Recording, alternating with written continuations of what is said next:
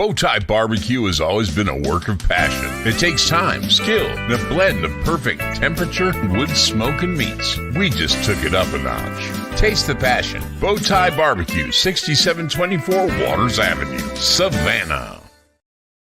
Welcome into the Danny Britt Show live from BowTie Barbecue here in Savannah. Another bye week for the cadets, but we're here on a Thursday. I know, Coach, there are some questions. Hey, are they going to have a Danny Britt Show with back-to-back bye weeks? But I told them, no days off. No days off, baby. We're good to go. We got to have it. It's time to do this. I don't know what we would do. I mean, I got to have my sweet tea and barbecue every single Thursday. I don't know what I'd do if I didn't. Yeah, it's just a weekly therapy session. That's just kind of getting everything off and potentially a special feature a little bit later in the show, Coach, that he knows nothing about. So just stick around for that. But again, second bye week in a row for you guys. I know not how you planned it, but you mentioned last week this isn't the first time you guys have dealt with this. I think a lot of high schools, especially in this area, are I'm not going to say used to it, but have experience with it just from storms and different things like that. So there was some experience and some protocol in place for you guys in terms of how to deal with it. What's that looking like right now this week?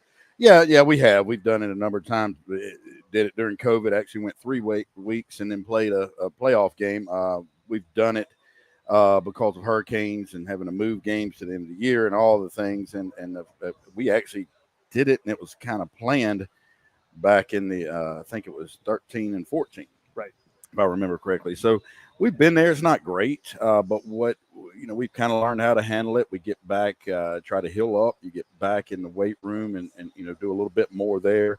Put a lot of time into our JV and freshman teams because we have a big team, with a small coaching staff. Right. So all the coaches coach the exact same thing. In other words, I'm the head coach, I'm the secondary coach, so I'm also the JV secondary coach and the freshman secondary coach. So you get to put a lot of time into them,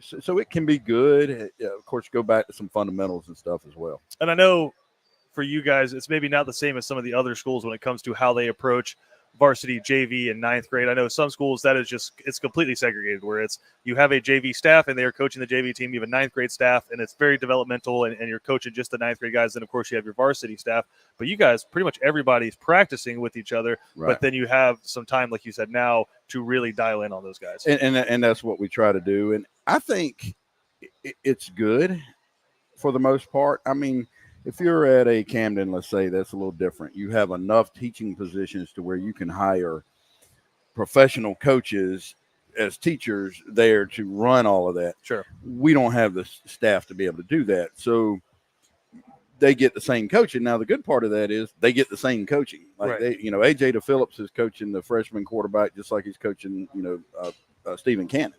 So that means he's getting really, really well coached. He's also getting to see Stephen and go through every drill with him. So it's good points and bad points. It's a lot on us, to do. And sometimes those guys are not, getting the reps that they maybe would.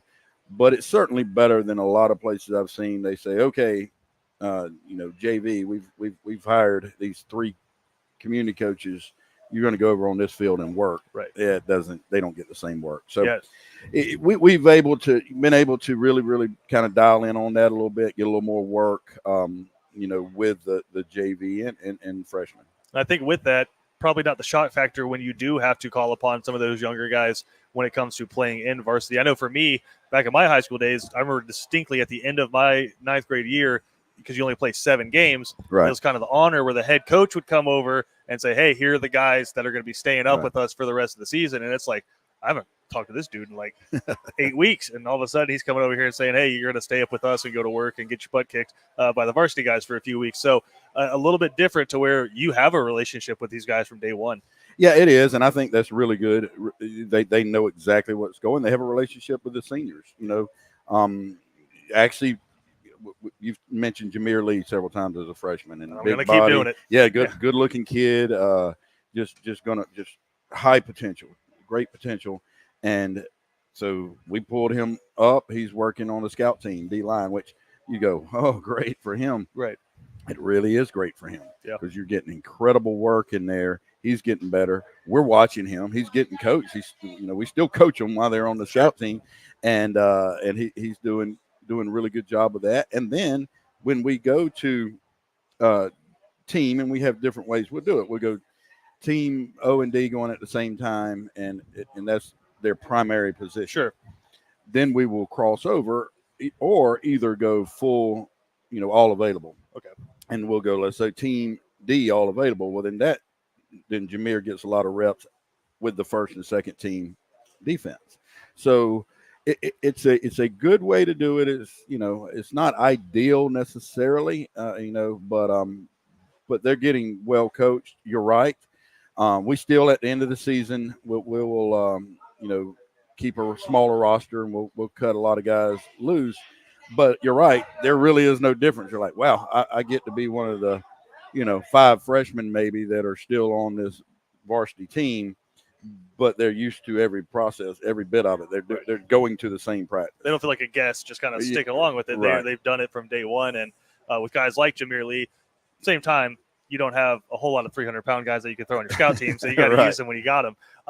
You mentioned some assistant coaches there, and I wanted to talk about a couple of those guys. We mentioned the big ones, offensive coordinator, defensive coordinator, a lot. We talk about those guys because Coach DePhillips and Coach Howson do such a great job, but a good staff that's been together for a long time. And just this past week, Coach, one of your guys, Tony Moore, was honored by his alma mater, FAU. First and foremost, that's a dude right there. Looks like he could still go out there and play. I mean, that's got to be kind of intimidating seeing that guy walk around in a T-shirt. No, it is. It's awesome. And I remember when he came in, he kind of came out of nowhere. He was in the military, retired from the Army, and was married, got several children, and just wanted to give back. And he kind of told me his resume, and I was like, wow, we would love to have you. And he just really wants to work with the kids, and what a great example. He goes out there.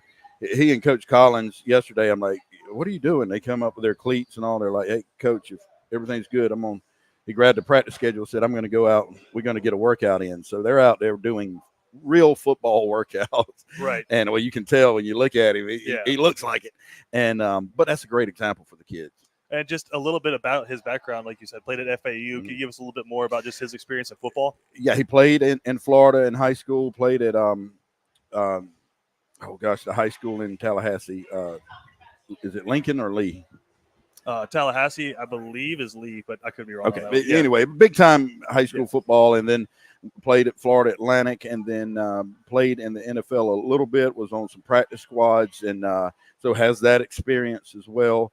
Then went into the military and, served his time there, and is back now. And he and his wife are into different types of real estate, and entrepreneur now, and just a really sharp guy, great father.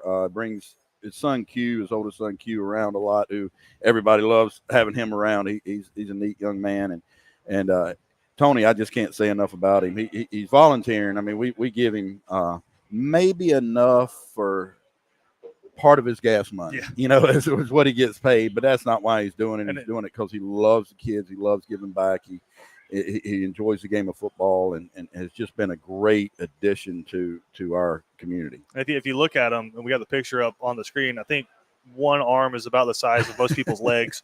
So just a specimen of a human being right there too.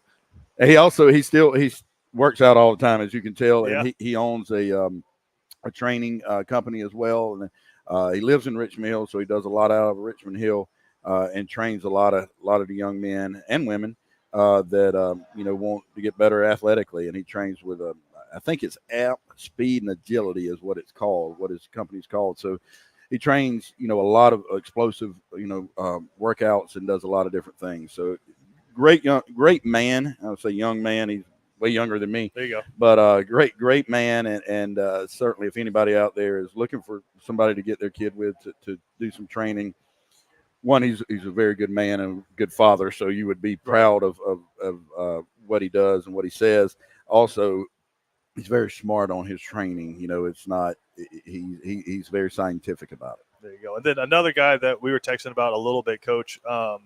It's interesting because we go on trips and we're right along with you guys, and a lot of coaches are on their tablets looking at looking at plays and looking at and scouting the other team, even though I'm sure most of the scouting's done and other coaches kind of passed out on the bus. But there's one coach who's making calls ahead to stops that you guys are going to be making, has the checkbook, is handling a lot of the logistics, and then at the same time, getting ready for Friday night as a guy who's going to be coaching a lot on the field. He's your head JV football coach, and he's a former Benedictine cadet who played on the field a lot for you guys, was really successful. Caleb Collins, I mean, I think the most impressive aspect to me is you're handing him a lot of responsibilities, and he seems to be rolling with it. He does. Caleb is incredible. Another great young man that is a BC guy through and through. And I joke all the time. I'm like, hey, if we cut his hair, we could sneak him in. He'd go for 200 yards real easy. No problem. But he laughs about that, but I swear he could.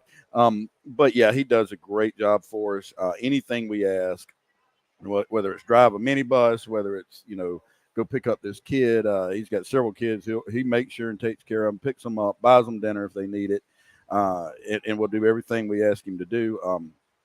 Works when you go out to practice, he looks like a player because he's sweating profusely. He works harder than anybody else, and is our head JV coach. We'll be calling the offense today, and just a great. I can't imagine a better young man for these young boys to be around. Just a great example. I find it interesting because I know obviously there's a lot of guys on your staff that I think could go be very successful head coaches one day, both the coordinators specifically, I think. But when you look at him, I think it's interesting because he's not calling plays on offense. He's not calling plays on defense when it comes to the game itself. But like I said, logistically, people don't necessarily know how much goes into being a head coach. Right. I mean, you have the guys that you delegate to, and they do a lot of the game planning and prepping and stuff like that. You can't be a successful high-level football coach in the state of Georgia if you're trying to micromanage everything. Correct. And I think it's interesting that you look at Caleb, and he's a guy who's getting experience. He might not be calling plays on offense, but, man, he's getting a boatload of experience, just the organizational side of it as well. He is, and hopefully they'll be able to take that. And what's funny is I never assigned him that. Who do you think assigned him that? Miss Susan Johnson. There you go. It's because I just go to her and said, hey, this is what we need. She says, I got it. And then she assigns out whatever she needs assigned out. And so that's how that happens. But thank God for her. But you're right. You can't, the logistics part of it, people don't understand how unbelievable that is, how much that takes, to do all of these things. And just think about feeding 130 people multiple times a day. Just that is a lot. And so, yeah, Caleb is getting a lot of experience in that, and hopefully he can take all of these different experiences because I know he wants to be a head coach one day. Sure. AJ wants to be a head coach. Galen, Trevor, they want to do it. Now they're happy at where they're at because they really love BC and what we do, and they want to be at a certain level as well that we are at. Do you hold any trade secrets back just in case you got to play these guys in the future? No, I don't know how you would do that anyway, but no, So I've heard all the Nick Saban's guys talk about him. Like, I feel like he just held like this. He's got one or two things that we never learned that he knew. Yeah, I don't think that's. I'm sure Coach Saban he probably has some, but he might just be Darth Vader. Like, yeah, it may be. I don't know, but I don't think so.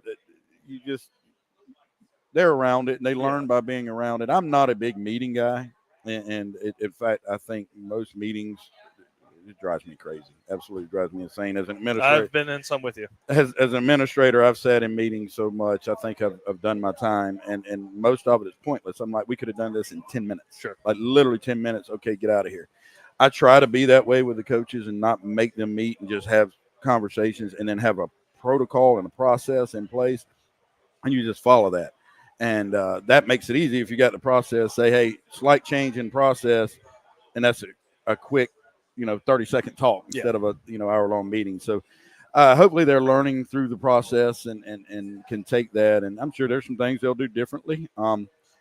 What I will smile about sometimes is because I know there's a lot of things they'll go, I'll do this differently. I don't know why we do this. And then when they get there and do it, I bet there's so many things they're going to look back and go, oh, never mind. That's why I was not so different from being a parent. Exactly. It's just a lot like being a parent. Like you go, I don't want to sound like the old man that says, believe me, you'll understand one day. Yeah, 100%. Sticking with that, just with the staff, I know we had talked about this last week, a bye week this past Friday night. Did you guys get a chance to head out and see any games? Coach Houston went to a couple of games, and I'm talking about going to one tomorrow. The problem is a lot of people are on a bye week as well. Right. A lot of our region. I wanted to see Ware or Warner Robins, and they're on bye. So, but they got out to a few. Honestly, Stephanie looked at me, I think it was Thursday night, and said, "Hey, you want to go to Florida and for a weekend trip?" I'm like, "Heck yeah, let's go." So it's hard to say no to that. So yeah, we got away, and Sailor, our youngest daughter, jumped in with us and invited her friend. Flew down from Atlanta, and we all went and spent a few days at a resort in Florida just to kind of get away, and that was really nice. So. But several of the coaches, I know Coach Houston and Coach Collins went to a couple of games. Because we're about to hit the home stretch here, so you got to get that break in when you can. You got to get it in, and I tell you, I learned that lesson along. When I first couple of years at BC, I finally stepped back and learned that, like, hey, that's more important than going and sitting in the game. You can get a few things from being there, but there's so many angles, so much film we can get now. Sure. It's just it's all sitting right there. Sometimes it's good though to get on the field and be like, yeah, he's big. Well, like I said, I think last week, the biggest thing I like to do is get there before the game, watch warm-ups, see some different things maybe you can't tell during the game or on film. So, yeah, that's one of the best aspects of it to me. Because I've said it over and over again. I don't know how many times you've had a chance to do it, but like sitting in the press box is the worst way to consume a football game. Maybe sitting at home and then sitting in the press box and then in the stands is the second best you can do it. But if you ever get a chance, I don't care what level of high school football it is in Georgia, if you can get on the sideline and watch a game, it's so much different because you get to see the speed and how hard those guys are hitting each other. I know I've heard some coaches say they were at a meeting and it was a bunch of coaches from other states, and it's like Ohio and Nebraska, and there's a coach from Georgia, and it's like, yeah, we watch your tape. It's like, it was good football. It's just a little bit different. Like the guys aren't trying to kill each other. I think so, and I think you will realize you lose perspective sitting in the stands, especially if you're sitting pretty high up in a nice stadium. You lose perspective. You get on that sideline and you realize, one, how big they are, how fast they're going, how you feel the contact. It's like a car crash every time they hit each other. It is literally like a car crash, and you go, okay, this is real right here. That's just, it makes me laugh when you hear I'm not calling out anybody, it's a generalization. When you hear the old fellows in the stands complaining about the 16-year-olds, and you're like, you would evaporate if one of these 16-year-olds hit you. So, well, no, shoot, that's why I stay behind the ball now, because I can't handle the hits. I would stay behind the ball, and I was walking and talking to Coach Houston, and they sent John Lilly on the field to be as a tight end, and of course he has to sprint out there because it's always going on late and off late. And he took me out. I mean, my shoulder was sore for 4 days. Yeah. And of course, he turns and like, I'm sorry, coach. I'm like, well, get out there. I'm trying not to cry. Yeah, it hurt. I mean, he's 235 pounds or whatever he is, and yeah, guys, it's different. I'm just telling you, and certainly us old men don't talk about when we played. These guys are bigger and faster and stronger. It's unbelievable. Well, Coach, we're going to take a quick break. We'll come back, just kind of take a look at what the schedule looks like heading into next week as we start to get game prep going again for another opponent. And then, like I mentioned, really diving in to that region stretch the week after that. We'll be right back. We're live here from BowTie Barbecue. You can catch us every Thursday at noon here, and then prior to the game. And, of course, we'll be broadcasting every game on watchbcsports.com. We'll be right back after this. At Benedictine Alumni-owned Stacked Firewood Delivery, we're all about the best premium firewood, conveniently delivered in manageable stacks at the right price. We're talking kiln-dried, pest-free firewood. You see, our custom stack is equal to about 10 fires. Choose oak, cherry, hickory, or mixed hardwoods. Stacked Firewood Delivery. Go to stackedwood.com. That's stackedwood.com. BC Brothers Moving is Savannah's most trusted moving service. From residential to commercial to packing supplies, BC Brothers does it all. Let BC Brothers' energetic, trustworthy team wrap it, pack it, and move it for you. Check out BC Brothers online at bcbrothersmoving.com or give them a like on Facebook. Ace Hardware is celebrating 100 years of helpful, and Island's Ace Hardware is Savannah's own. 318 Johnny Mercer Boulevard in Wilmington Island. They're our hometown, locally owned Ace Hardware. From A to Z, they've got it all to help you get things done. Island's Ace Hardware is a proud BC sponsor. Ace is the place with the helpful hardware for. When it comes to blocking all the obstacles that life throws your way, let Vernon Williams and Auto Owners Insurance help you dodge the hits, analyze the playing field, and run the ball all the way home. We shield you so you can have peace of mind when it comes to auto, home, life, or business insurance. As one of the oldest and most respected independent insurance agencies in the Southeast, we know what it means to stand behind the people we protect head on. Trust in the power of the Shield since 1934. For more information, go to thepoweroftheshield.com. Welcome back into the Danny Britt Show live here from BowTie Barbecue. And, Coach, you guys coming up on the end of a second straight bye week here. Yes, enables Iron On and More and Associates understands the importance of patience when investing. Like our boys have had to be patient with back-to-back bye weeks. Go see Jeff Iron On for all your investing needs. Yeah, it's been a long 2 weeks at this point. The first week was actually really nice, and we took a number of days off, and that was great. Sure. This week's been pulling hair a little bit. I can imagine, and I know this is typically in the show when we kind of talk about the scouting report for the other team. I was going to ask you to kind of self-scout in these 2 weeks. Maybe what are some of the weaknesses that you guys have identified that you can correct moving forward? Yeah, we've been working really hard. First, offensively, run game. We've got to develop a run game and just really have to improve on that. We've worked on that both schematically and basically Coach Phillips is simplifying, okay, how are we going to get our run yardage and then what can we do all off of that? So that's one. Defensively, across the board, just some very specific things. Also building depth. Sure. You know, we're trying to build depth. That D-line is still, banged up a little bit.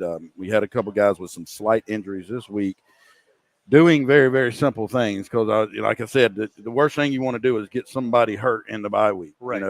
And we got a couple guys banged up. And again, it's just slight injuries that kind of freak small things that they'll be back. But, so we were working on that a lot too. But I think the biggest thing, other than just cleaning up across the board and developing much depth as we could across the board, offensively, we have to find the run game. And you mentioned that, Coach, and I think it's across every level of football. Obviously, there's going to be trends, and the trend has been spread the field out as wide as you can and then just find the space and just try to execute there and make the defense kind of declare itself one way or the other. And that's just a trend that started really in college football, made its way to the NFL, and is just predominant in high school football now as well. And with that, we've talked about it. You can't defend every part of the field every snap. I think we've kind of seen at all levels that you can have a really dominant run game. There's a lot of defenses that really aren't used to defending that. Right. But at the same time, you have to be willing to commit to that as an offense. You have to. And then, what you have to decide how to do that. Well, we still want to spread the field. We don't want to go back to the everything's inside the hashes and 3 yards in a cloud of dust type thing. But so we want to keep it spread, and we have the ability, the players, the skilled players and the quarterback to do that. But we have to find that run game, and we have to commit to it. And some of it will be schematic and formation, that we're going to have to get in there and get the blockers in there. But it's also really have to work on our offensive linemen being able to drive block people. Sure. And I mean, those things don't change. It doesn't matter. Like, it still comes down to, getting down in a 3-point stance, putting your face mask in the chest of somebody else and driving their butt backwards. 100%. And we've got to get back to doing that. And I know for you guys, there's a lot of different formations that you guys run, but it's 10 to 11 of about the same plays that you guys are going to run over and over and over again. But with the line calls, is it go from a zone to a pin and pull to maybe some counter stuff, or is it more simplified than that? As we've said before, it is a very unique blocking scheme. Yeah. It's even hard to explain. Sure. Because, it was originally a wing tee offense. Right. That's what I really brought. Well, Coach Cooper was a veer guy, so he was more of a veer blocking, and we just adjusted a little bit. So it does change. It does change a little bit. The blocking changes. It's I don't want to say it's zone because we don't necessarily zone block, but it becomes zone. Right. And I mean that's all Rocket and Jet are is outside zone. Yep. Just get your head on the outside and try to run your feet. Yeah. That's all it is outside zone. So we do all of the above. We do pin and pull, which is wing tee. Right. And some quote zone blocking, but it all fits within our scheme. But it is a lot. I will tell you, it's a lot on these guys to do that. And then, we got basic pass protection, what we call 40P pass protection, 5-step drop pass protection. And you got to be able to do that as well. So it's a lot on the fellows to be able to do. Listen, all I know is just watching that 2019 LSU offense, that counter that they kind of introduced to college football.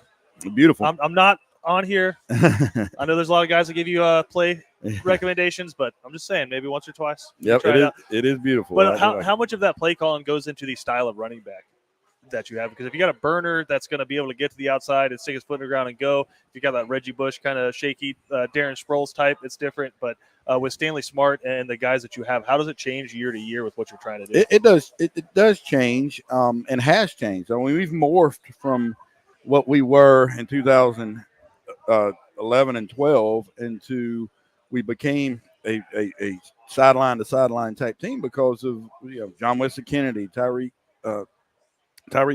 Collins, about to say Tyreek Hill. That'd be nice too. And so yes, it does. Justin Thomas, all those guys. It changes. Heck, you ran some I formation power. Yeah, with Bryce Baker. Yeah, and that's because of Bryce Baker. Yeah. And so it changes.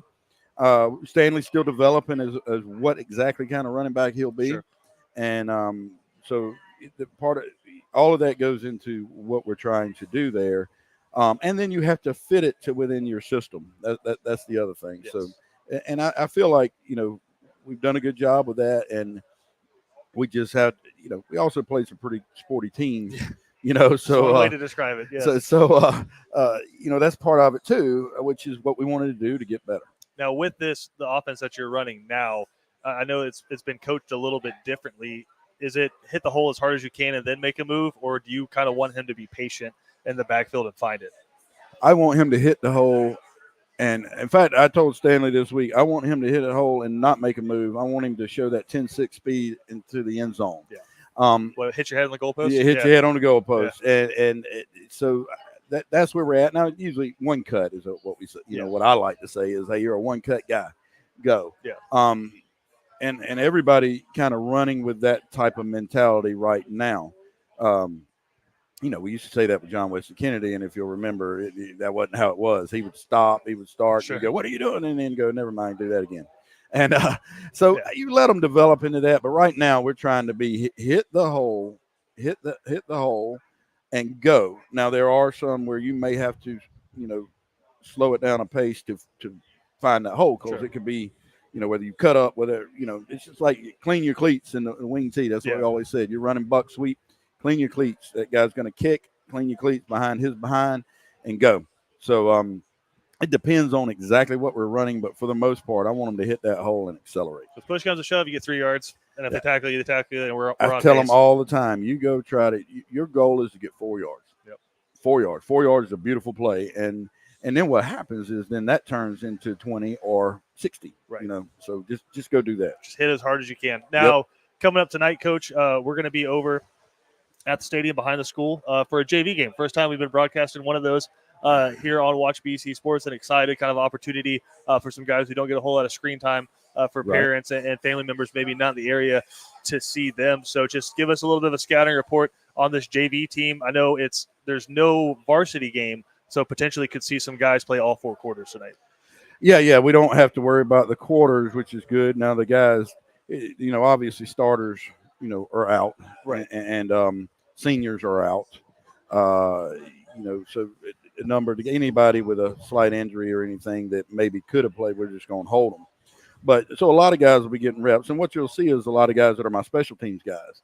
And this is good again because, if they run down on one kickoff, that's a quarter, so they could only play, if they did that in 4 quarters, they could only play 2 quarters. Well, because we didn't have a game, they've got 4 quarters. So it's great reps for them. So, you're going to see basically, some number twos, a lot of number twos actually, who probably know more as a role player or a special teams guy out there actually playing, and then some guys you haven't seen being on the special team. Right. So all of that's good, and I'm excited for it. Excited to see what these young men can do. They've put a lot of work in as well.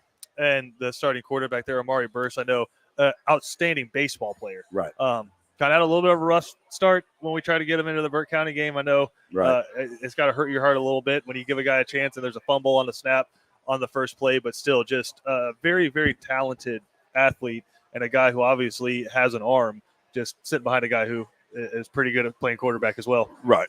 So Amari, we're excited about him. He's a very athletic guy. He's a great leader. He's just that kid that has that sure. thing we talk about, that's a leader, a quarterback. So excited for him. Going to be a little bit different style than even Steven. He's doesn't have he has a good arm, but not probably as strong as Steven. So we'll get him moving a little bit and do a few little different things. And then, he can really run and when he goes. So excited to see what he can do tonight. And I hate it for him. We got him in. The whole idea was to get him in, if anybody's wondering, because I know people wonder, like, what goes into the thought process. We subbed only him. Right, we saw that, yeah. Wanted him in with the ones. You want to get him with the ones in case that, God forbid, ends up happening. It wasn't good that we got a fumble. He had gotten some snaps from Lawrence on the sideline, actually. So, because I'd said, hey, I can call a timeout when we get snaps, but he'd had them on the sideline. So, that happens. That's why you do it. You get in there, heart rate's pounding. Yep. And so we messed up a little bit there, but it's good. We'll see what he can do today. And again, just a chance for a lot of the guys who you mentioned are role players, or guys who you don't see on Friday nights, to get out there and make a play. And just looking again at this team, how many of these guys that are playing tonight that we don't see on Friday could you see playing next year or the year after that? Oh, well, yeah, I would imagine all of them. Yeah. That's the idea, and you're going to see some really good guys. I mean, you'll see Aaron Mallard, who now has – he's already made some plays. Who has the longest pick six in BC history, from the best of our knowledge. Right. 103 yards last week or 2 weeks ago, and actually got some very, very important reps against Buford. Came in late with guys being out, and we can see what he can do today. I'm excited for him because he doesn't really get many reps in a varsity game, but can fly, as you can tell. So guys like him, C.J. Menzie, on offense, those guys, see what they can do, and excited for them. And then, of course, a lot of guys on defense with the same type scenario. Coach, before we let you get out of here, final bye week here before a long stretch into region play, and then hopefully we can reach the next bye week, which will be in the middle of November. Right. In the playoffs. That's GHSA introduced that this year. So it's going to be a long stretch here. As you guys are getting ready to get back into game week and just go into what's going to be 1,000 miles an hour, kind of just hopping on that speeding train here. Right. What's the thought process? How are we feeling going into that? Feeling pretty good. Know that we've run a gauntlet, and that was good. We got our butts kicked around a little bit, and also, realize should have beat Buford.